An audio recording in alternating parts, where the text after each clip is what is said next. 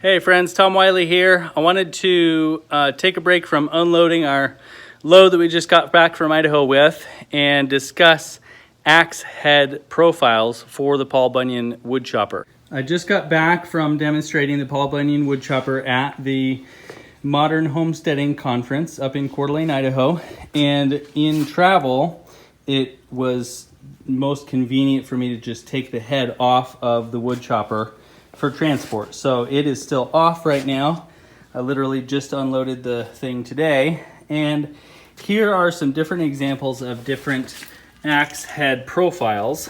As you can see, the one I put on my chopper is very similar to this Collins axe. It's an old hardware store axe, basically. And it was just one that I happened to have that was currently without a handle at the time that I built my wood chopper about 7 years ago. And it's literally what I had on hand. It does work.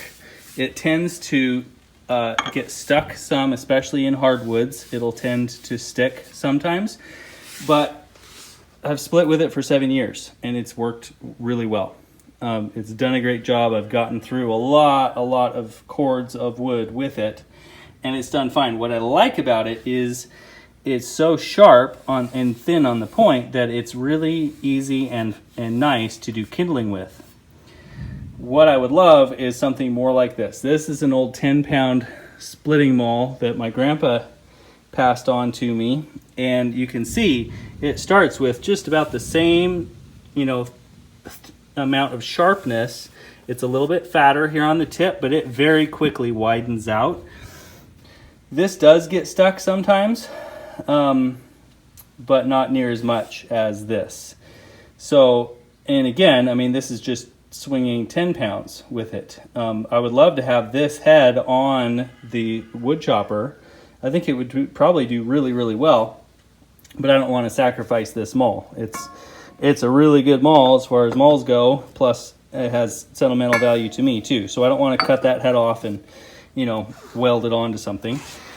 This is a maul that I picked up here in Missouri about 6 months ago with the full, the sole purpose of which being cutting off this handle and welding it on as a replacement for this. What I may do is actually build a second head and put that on it so that I can switch, I can experiment. Plus I can, I'm not fully giving up this to try that. We'll see. I like this profile though, because it is quite sharp here and easily sharpenable, but it widens out really fast. So I think I may need to increase the weight on the head, but I think that profile will do a much better job, popping the wood apart quickly. This is your typical splitting maul head that is blunt tipped, and that's why I haven't used this head on the wood chopper, because it is so dull. Yes, there's kind of a sharp point on that, but it's such a blunt tip. It's not, thin for a little ways like this one. This one is sort of a combination, but it's at least more, of a taper, and it comes down to a finer point than this. So this could be ground down and it could become better, but it's also a little bit narrow compared to this. This is a much wider face. This is sort of an in-between. It could stand to be wider, but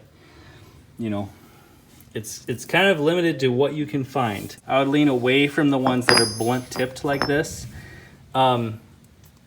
just because you're gonna get a lot of bouncing. It's gonna thump into the wood and not penetrate very well. And it's gonna be a lot harder doing kindling with it being so blunt. I really like sharp and then widening out quickly. But as you can see, I've gotten 7 years and a lot of cords out of just a regular old splitting axe head. So I hope you find this helpful.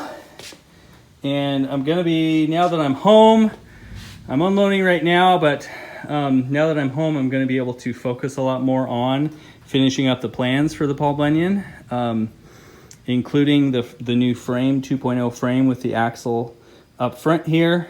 My goal is to get them out within the next couple weeks. I'll notify you as soon as they're ready. Thanks.